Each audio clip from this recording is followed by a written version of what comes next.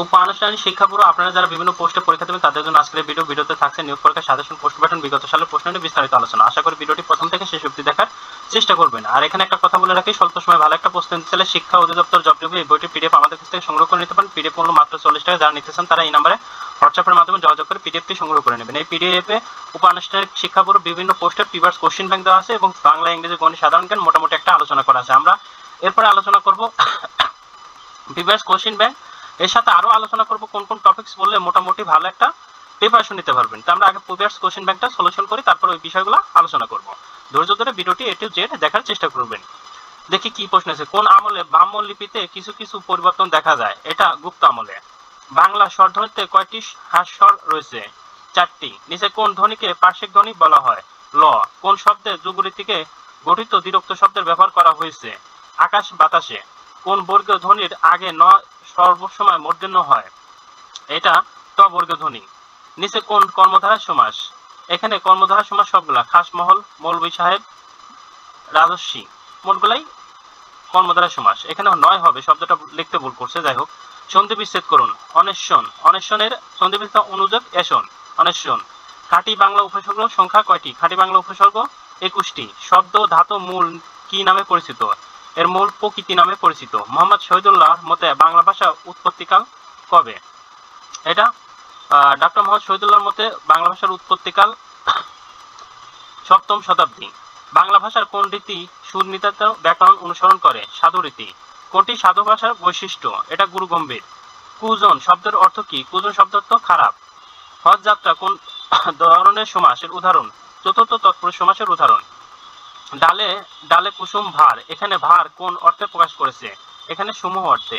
প্যারা শব্দটি কোন ভাষা থেকে আগত? এটা পর্তুগিজ থেকে আগত। নিচে কোনটি তৎসম শব্দ? ধোদি। মধ্যযুগের কোন কবি নিজেকে বাঙালি বলতে গর্ববোধ করতেন? আব্দুল হাকিম। মুখ চোরা বাগধারাটির সঠিক অর্থ কি? লাজুক। বিদ্বান লোক সকলে শ্রদ্ধার পাত্র, এটি কোন ধরনের বাক্য? এটা সরল বাক্য। এক কথায় প্রকাশ করুন। স্থানীয় ঠিকানা নেই যার, স্থায়ী ঠিকানা নেই যার, একে উদ্বাস্তু বলা হয়। কোন বানানটি শুদ্ধ? নিরীহ বানানটি, অর্থাৎ 3 নম্বর উত্তর সঠিক হবে। কোন প্রাচীন সভ্যতা চাকা আবিষ্কার করেছিল? সুমেরীয়। শব্দের তীব্রতা পরিমাপের একক কি? ডেসিবেল। নিচে কোন মহাকাশ সর্বাধিক সংখ্যক স্বাধীন ও সার্বভৌম দেশ রয়েছে? কোন মহাদেশে? কোন মহাদেশে এটা স্বাধীন সার্বভৌম দেশ রয়েছে? এটা আফ্রিকা মহাদেশে। টপ 500 তালিকা অনুযায়ী বর্তমান বিশ্বের সবচেয়ে শক্তিশালী সুপার কম্পিউটারের নাম কি? এল ক্যাপিটাল। প্রাকৃতিক উৎস থেকে মাছ উৎপাদনে বাংলাদেশের অবস্থান কততম? দ্বিতীয়। বাংলাদেশকে স্বীকৃতি দানকারী প্রথম অস্ট্রেলিয়ার দেশ কোনটি? এখানে যে ইগুলো দেওয়া আছে এটা কোনোটিই নয়। নিচে কোন দেশটি স্বাধীন দেশ হলেও নিজস্ব কোনো সেনাবাহিনী নেই? কোস্টারিকা।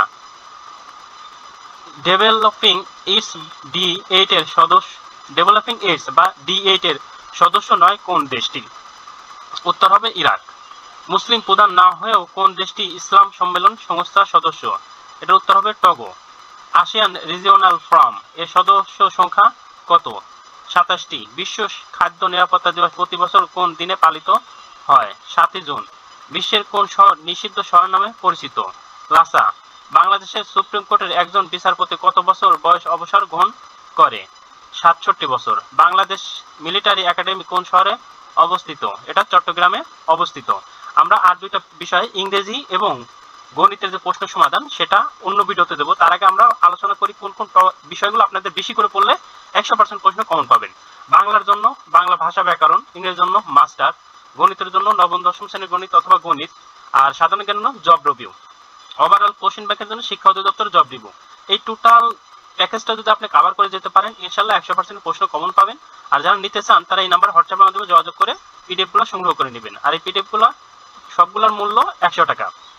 আর কোন কোন টপিকস করবেন এই টপিকগুলো এখন যেহেতু সময় কম, এই টপিকগুলো বাংলার জন্য এই টপিক, ইংরেজির জন্য এই টপিক, গণিতের জন্য এই টপিকগুলো ভালো করে দেখে যাবেন। এর বাইরে আর তেমন কিছু পড়ার দরকার নেই। আর সাথে যদি পারেন প্রিভিয়াস কোশ্চেন ব্যাংকগুলো একটু দেখে গেলে আপনাদের ধারণা হবে। প্রিভিয়াস কোশ্চেন ব্যাংক থেকে কিন্তু তেমন একটা প্রশ্ন কমন আসে এমন না, জাস্ট একটা ধারণা পাওয়ার জন্য। আর যদি আপনাদের কোনো প্রশ্ন থাকে অবশ্যই কমেন্ট বক্সে কমেন্ট করে জানাবেন। আর চ্যানেলটি সাবস্ক্রাইব করে আমাদের পাশে থাকবেন। আল্লাহ হাফেজ।